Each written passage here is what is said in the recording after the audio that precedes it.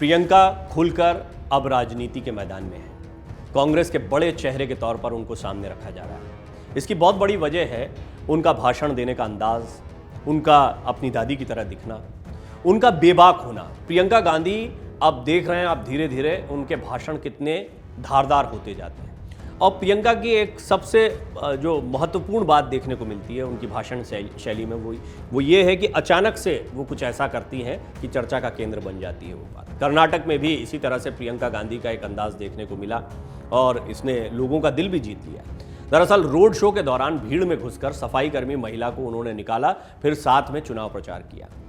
वहीं एक अन्य वायरल वीडियो में देखा जा रहा है कि प्रियंका अपना भाषण रोककर एक शख्स की फरियाद सुनने के लिए पहुंच जाती हैं। दोनों वीडियो सोशल मीडिया पर खूब वायरल हो रहे हैं। ये रिपोर्ट आपको बताएगी कि प्रियंका कैसे एक अलग अंदाज में कर्नाटक में दिखाई दे रही हैं और कैसे वो चौंका देती हैं कई बार।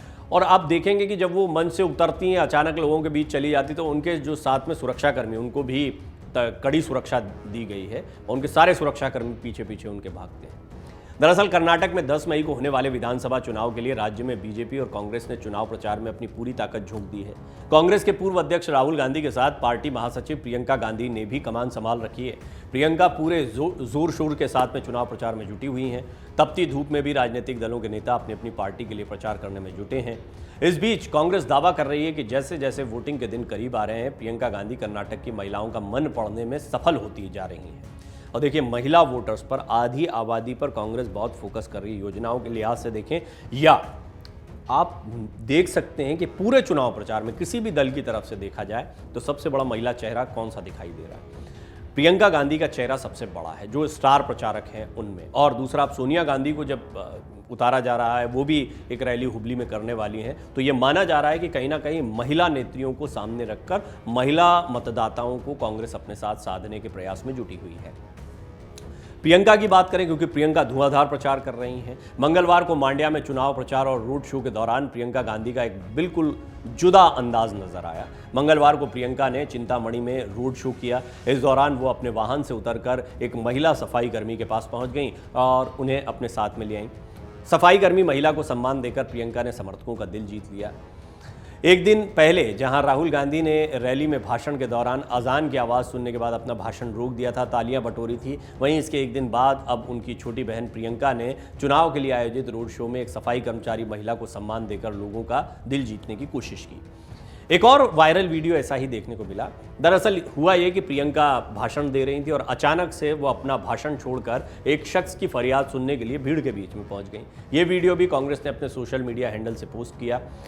वहीं शख्स की फरियाद सुनने के बाद प्रियंका गांधी फिर से मंच पर पहुंची और अपना भाषण शुरू किया। प्रियंका गांधी ने रोड शो के दौरान भीड़ में घुसकर सफाई कर्मी महिला को निकाला और साथ में जिस तरीके से आम लोगों के बीच में जाकर फरियाद सुनी है, इसको दो तरीके से देखा जा रहा है कि प्रियंका अचानक ये डिसीजन लेती है। हालांकि सुरक्षा कर्मियों के सामने एक चुनौती हो जाती है, बहुत ज़बरदस्त भीड़ होती है, चाहे वो प्रियंका हो, राहुल हो, इन सभी के लिए सुरक्षा के खास इंतजाम किए जाते हैं। प्रधानमंत्री मोदी के भी रोड शोज़ हो रहे हैं, उनकी सुरक्षा को लेकर भी सुरक्षाकर्मी मुस्तैद रहते हैं। चुनाव प्रचार के दौरान प्रियंका अचानक से चुनाव प्रचार अभियान के वाहन से अपने उतर गईं और भीड़ के बीच में घुस गईं।